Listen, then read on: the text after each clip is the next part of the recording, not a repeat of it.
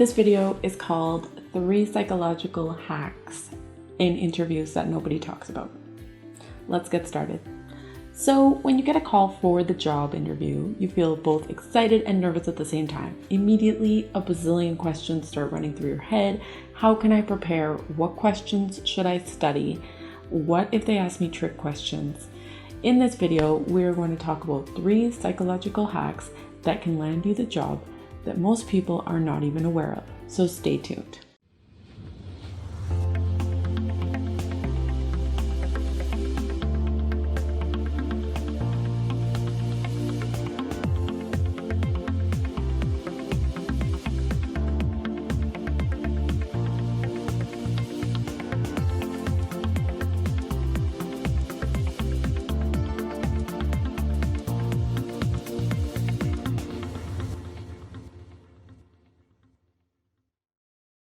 So you may be the perfect fit on paper, and it's likely that everyone who's invited in for the interview at that point could be the perfect fit because they screen the resumes and the resumes reveal who has the qualifications or who could be a good fit for the role. So they're looking for a capable candidate, but everybody is capable. So when they meet you in person, that's where you differentiate yourself. So here are 3 psychological things that will help you to seal the deal during your next interview. The first thing is the likability factor. The truth is, and I'm not just going to put it bluntly, likability is more important than skills, intelligence, or experience. I've seen it myself. The person who is the most likable will get preference. Interviewers just can't help it. It's usually subconscious because they're only human. You might think it's unfair, even unprofessional to choose people this way. And you would think that given the choice between someone who is highly competent yet unpleasant versus somebody who is extremely likable but a complete idiot, the obvious choice would be the competent jerk. Right?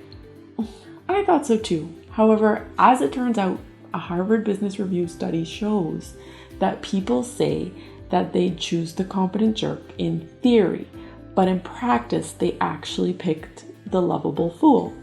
So for many reasons, even though interviewers don't like to admit it, even to themselves, the lovable fool wins. Here are a couple of sound bites from this study. If someone is liked, his colleagues will seek out every little bit of competence he has to offer. 2, sometimes it can be difficult to pry the needed information from the jerk simply because he is a jerk. And moving on to number 2, the 180 switch factor.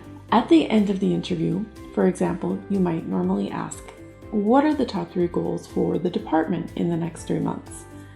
What would the successful candidate do to alleviate stress from her future boss? These are 2 very good questions to ask. However, what if you started asking your questions at the beginning instead of waiting until the very end? The answers to these questions would provide great insights to you. If you ask them at the end, then what are you going to do with the information? You're going to say, okay, that sounds great. Thanks for the info. You really needed to ask this information at the beginning because you could have used it to share what you would bring to the table to get them to those departmental goals. You need those answers to share what you would do to alleviate your own stress. Therefore, doing that, helping your boss, would be a no-brainer for you. So just like you tailor your resume to what's relevant to the job at hand, your interview should be no different. Your resume got you the interview, so use the same technique to let the interview get you the job. And number 3, if this is called the but you are free factor. So how this works is reminding your interviewer in a subtle way that they're free to choose is another strategy based in psychology that has powerful persuasive powers. So this is the but you are free principle, and it explicitly reminds us that he or she is free to hire whoever they like. The goal of the interview is to convert the interviewers, right? And a study done at Western Illinois University surveyed over 22,000 people, and when the but you are free technique was used, conversion rates doubled. reminding your interviewer that they have the freedom to decide, even though they obviously already know this, is just a simple reminder that stacks the deck in your favor. So at the end of your next interview, you can close like this. I'd love to work with you, and I really enjoyed meeting you, regardless of who you decide to hire. Feeling uncertain before an interview sucks, but we all have been there. Now that you know a few of the psychological-based factors that drive people without them even knowing it, you'll have a dramatically different result during your next interview. So just imagine leaving that room feeling confident with your head held high. To start with, choose one of those techniques above and try it out. Now, if you like this video, feel free to give it a thumbs up or a thumbs down if you didn't like it. If you're interested in learning more from me, I have a free guide available. It's called How to Nail an Interview You're Not Qualified For. So all you have to do is click the link below to get instant access to the guide.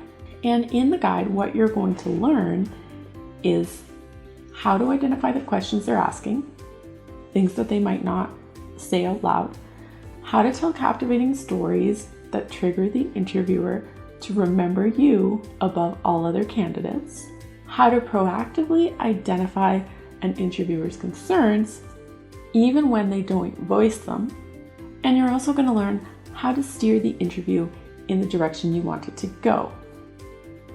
And what I say at the end of the interview to wrap it up and seal the deal, as well as that's it.